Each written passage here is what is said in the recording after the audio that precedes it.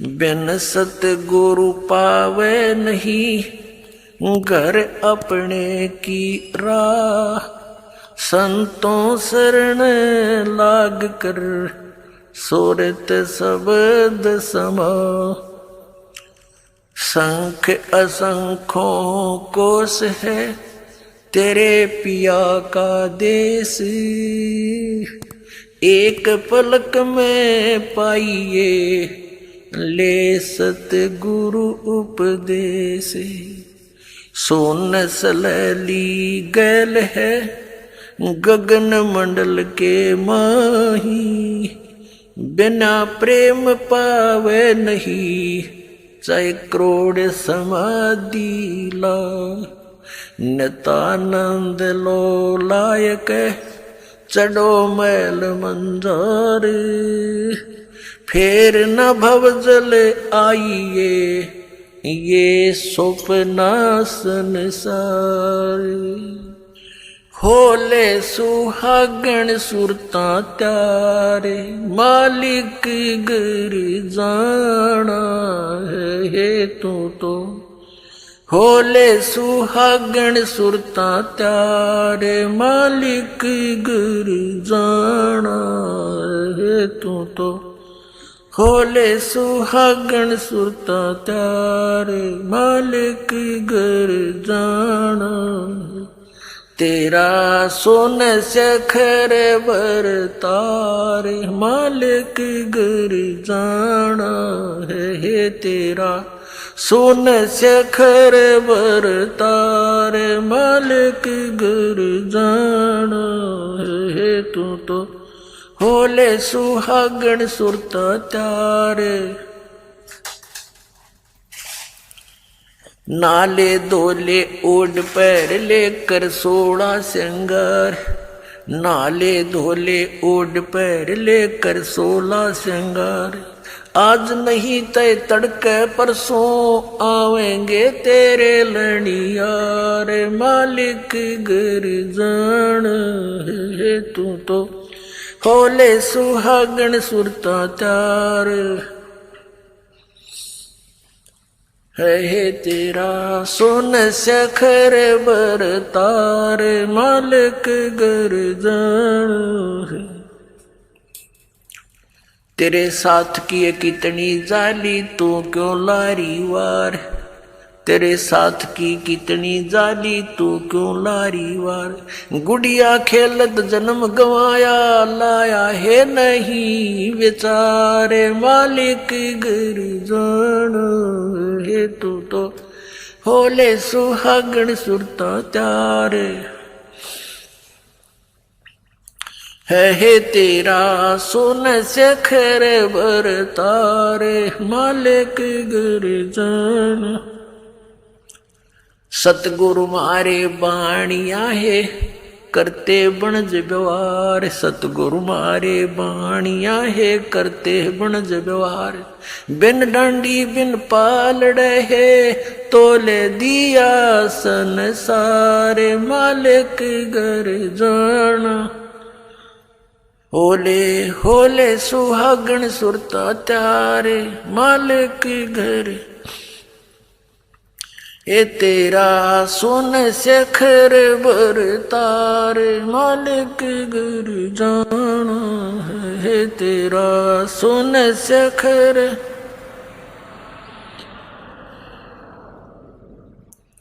सोन सखर में सेज पिया की आसे हंस कर ले प्यार।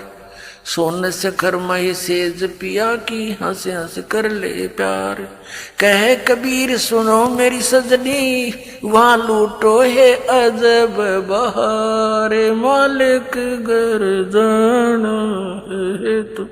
होले होले सुहागण सुरता त्यारे मालिक गिर। तेरा सोन सखर बरतार ये सोन सखर में सेज पिया की हंस हंस कर ले प्यार। सोन शिखर में सेज पिया की हंस हंस कर ले प्यार। कह कबीर सुनो मेरी सदरी वहां लूटो है अजब बहार। मालिक घर जाना है ओले होले सुहागण सुरता त्यार। जाना है तेरा सोन शिखर बर तारे। मालिक घर जाना है तेरा सोन शिखर बर तारे। मालिक घर जाना है। अब परमात्मा ने क्या बताया है, इस आत्मा को ना जाने कितने प्रकार से ऐसे झंझेड़ने की चेष्टा की है, ना जाने कितने प्रकार का ज्ञान देना चाहा है। उन आत्माओं जैसे कुएं में बाल्टी गिर जाती है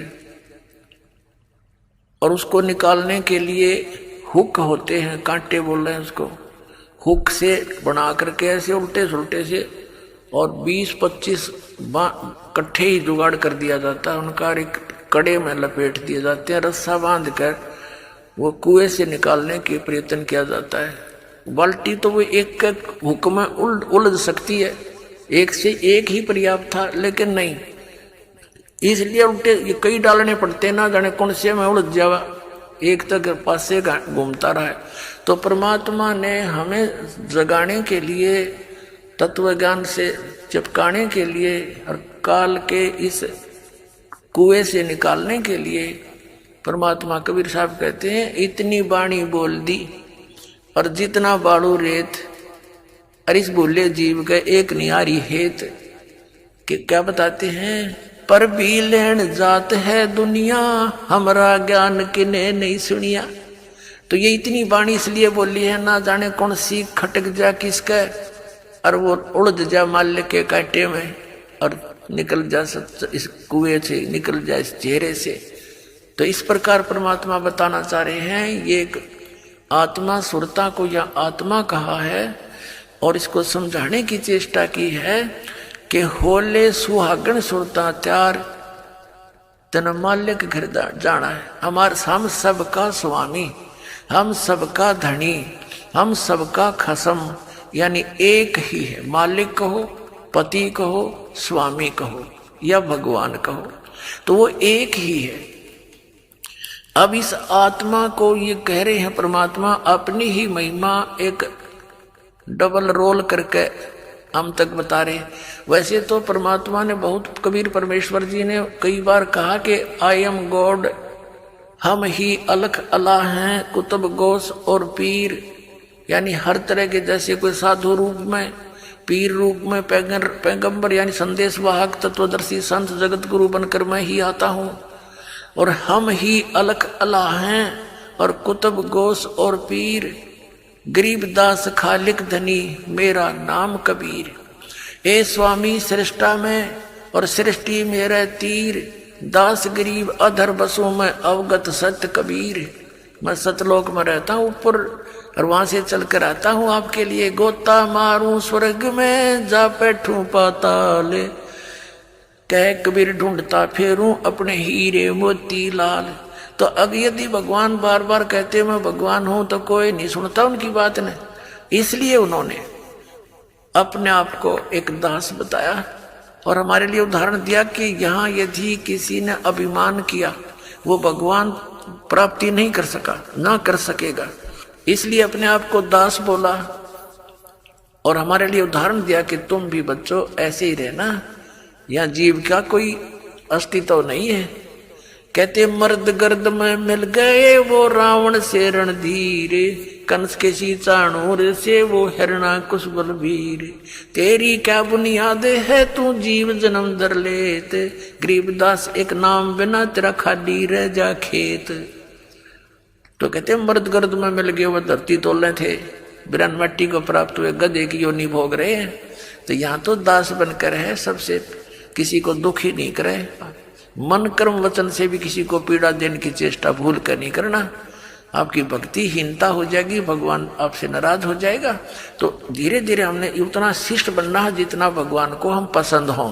तो उसी के लिए यहाँ क्या बताया है तेरा शून्य शिखर में, शून्य शिखर में, शून्य माने सबसे वोकम प्लेस जहां और अन्य वस्तु ना हो, उस शून्य के पार करके उसकी शिखर में, उसकी टॉप में, वहां तेरा पति रहता है, यानी तेरा मालिक है, वो सत्पुरुष है।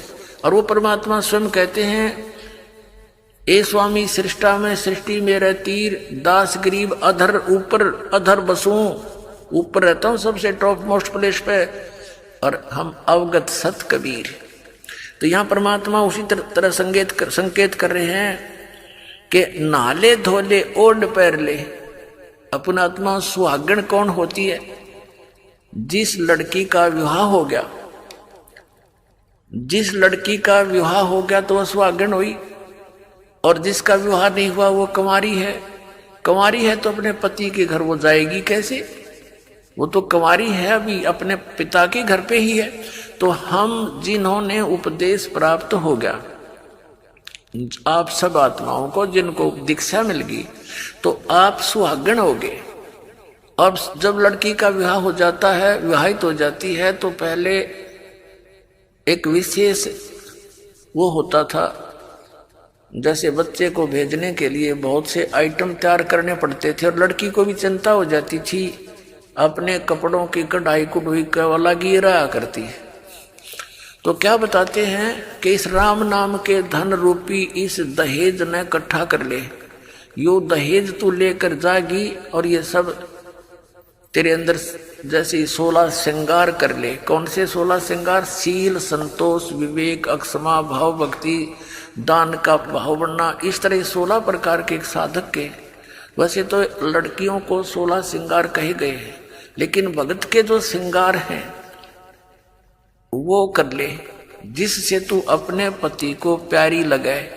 यानी मांस, शराब, तम्बाकू ना खाना, आन उपासना नहीं करनी, और ये शील, संतोष, विवेक, दया भाव, नम्रता, एक बहुत अच्छा मृदु भाषा, इस तरह के जो आपके श्रृंगार हैं भक्त के, यदि आप इन श्रृंगारों से युक्त हैं तो भगवान को अच्छे लगोगे। ये उदाहरण दे रहे। नाले धोले ओढ़ पैर ले। नाना धोना क्या है? सत्संग रूपी इस अमृत सरोवर में आत्मा के मैल तार ले। नाले धोले ओढ़ पैर ले, और कर 16 श्रृंगार, यानी सब मर्यादा में रहे। और आज नहीं तो कल परसों तेरे आवेंगे लनियार। ये देसी भाषा हरियाणा की लगभग। परमात्मा तो सब भाषाओं में ही बोला उन्होंने ज्ञान, ताकि मेरे बच्चे कहीं भी हैं वहीं पर समझ जाएं। लनिहार मीन तुझे लेने वाले तेरे पति आएंगे, यम के दूत समझ ले। यहाँ तो लनिहार यम के दूत है हमारे।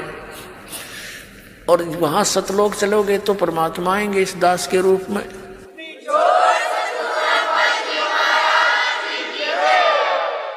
आज नहीं तो कल परसों, यानी एक दिन तो मृत्यु होनी ही है आपकी, यहाँ तो रहना ही नहीं किसी ने।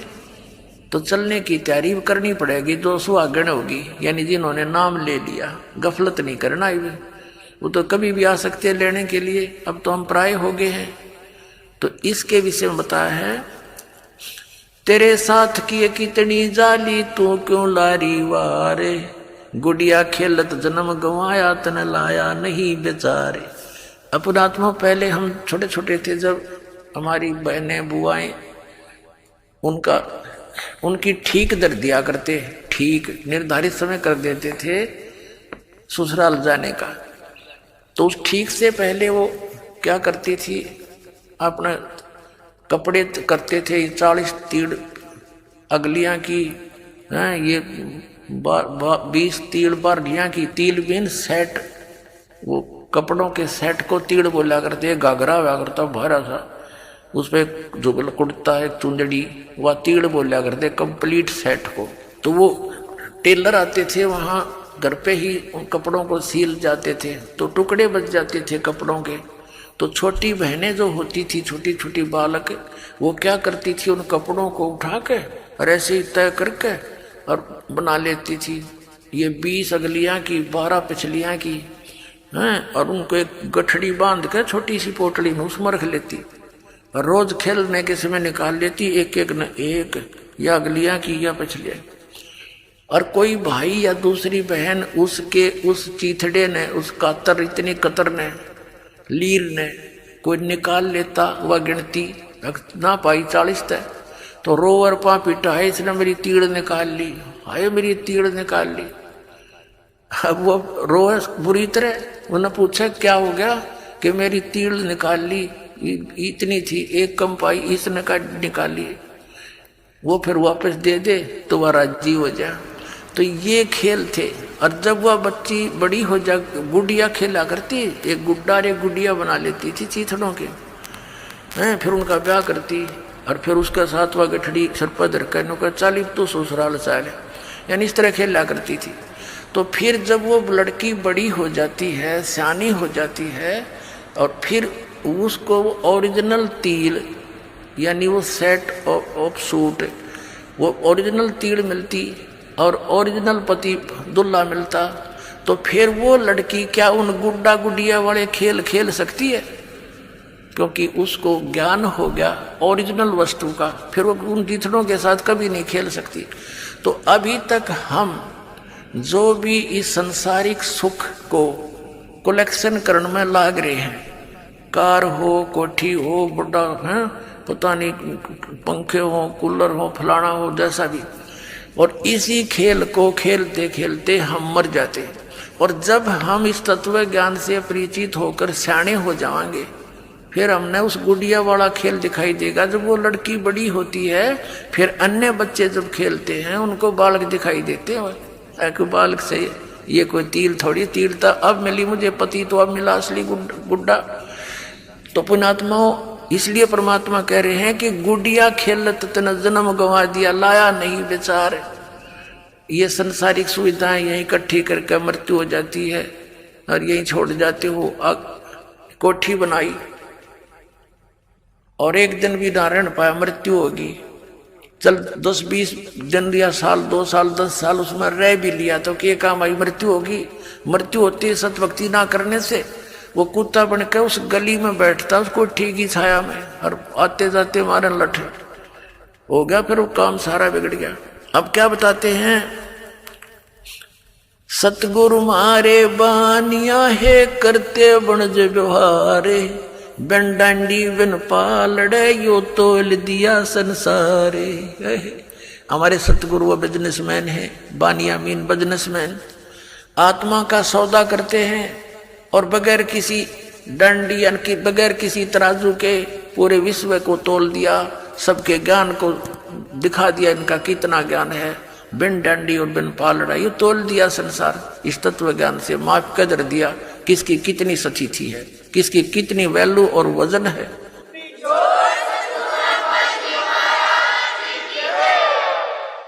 सुन शिखर में सेज पिया की वो हंस हंस कर ले प्यारे, कह कबीर सुनो मेरी सजनी लूटो वो अजब बहारे। कि जिस सुख को आप यहाँ खोज रहे हो, नमक की बोरी में मिष्ठान ढूंढ रहे हो, ये कभी नहीं हो सकता। ये भूल जाना यहाँ के स्वर्ग में भी सुख नहीं है जिसको सुख कहते। ये झूठा सुख है, अस्थाई सटे है सबका, और वहां सथाई सटे होगा। अपनात्मा हमारे पवित्र सदग्रंथ क्या ज्ञान देते हैं, और परमात्मा ने वही ज्ञान बताया।